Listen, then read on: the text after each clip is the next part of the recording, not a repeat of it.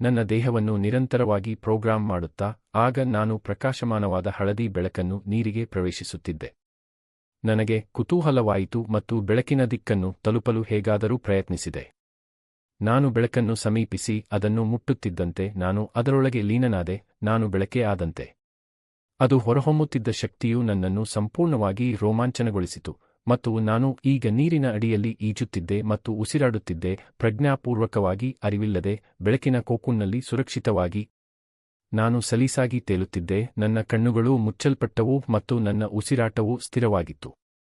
ಈ ಸಂಪೂರ್ಣ ಪ್ರಕ್ರಿಯೆಯ ನಡುವೆ ನಾನು ನನ್ನೊಳಗೆ ತುಂಬಾ ಆಳವಾಗಿ ಹೋದೆ ಮತ್ತು ಆ ಬೆಳಕಿನಿಂದ ಯಾರೋ ಒಬ್ಬರು ರೂಪುಗೊಳ್ಳುತ್ತಿರುವುದನ್ನು ನೋಡಬಲ್ಲೆ. ಅದು ಬಂದ ತಕ್ಷಣ ಅದು ಕಣ್ಮರೆಯಾಯಿತು. ನನ್ನ ಸ್ನೇಹಿತರು ನನ್ನ ಹೆಸರನ್ನು ಕರೆಯುವುದನ್ನು ನಾನು ಕೇಳಿದೆ. ಅದು ನನ್ನನ್ನು 3ನೇ ಆಯಾಮಕ್ಕೆ ಹಿಂತಿರುಗಿಸಿತು. ನನ್ನ ಹೃದಯದಲ್ಲಿ ಇನ್ನು ಮುಂದೆ ಯಾವುದೇ ಭಯವಿರಲಿಲ್ಲ ಮತ್ತು ನಾನು ಜೀವಂತವಾಗಿರುವುದನ್ನು ನೋಡುವುದು ನನ್ನ ಎಲ್ಲಾ ಸ್ನೇಹಿತರಿಗೆ ಆಶ್ಚರ್ಯವಾಗಿತ್ತು. ಕೊನೆಗೂ ನಾನು ನನ್ನ ಸ್ನೇಹಿತರು ಎಸೆದ ಹಗ್ಗವನ್ನು ತೆಗೆದುಕೊಂಡು ಬಾವಿಯಿಂದ ಹೊರಬಂದೆ. ಬಾಲ್ಯದಲ್ಲಿ ಆ ಬೆಳಕಿನ ಮೂಲದ ವಾಸ್ತವತೆಯ ಬಗ್ಗೆ ನನಗೆ ತಿಳಿದಿರಲಿಲ್ಲ, ಆದರೆ ಅದನ್ನು ಎದುರಿಸುವ ಮೂಲಕ ಮತ್ತು ನಮ್ಮ ನಿಜವಾದ ಅನನ್ಯತೆಯನ್ನು ಸ್ವೀಕರಿಸುವ ಮೂಲಕ ನಾವು ಯಾವುದನ್ನಾದರೂ ಜಯಿಸಬಹುದು ಎಂದು ನಾನು ಅರ್ಥಮಾಡಿಕೊಂಡಿದ್ದೇನೆ.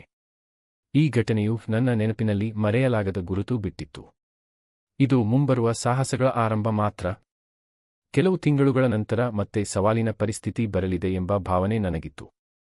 ಇದಲ್ಲದೆ ನನ್ನ ಭೂಮಿ ಮತ್ತು ನನ್ನ ಜನರಿಂದ ಯಾರೋ ನನ್ನನ್ನು ಕರೆದುಕೊಂಡು ಹೋಗುತ್ತಿರುವ ಕನಸುಗಳನ್ನು ನಾನು ಈಗ ಕಾಣುತ್ತಿದ್ದೆ.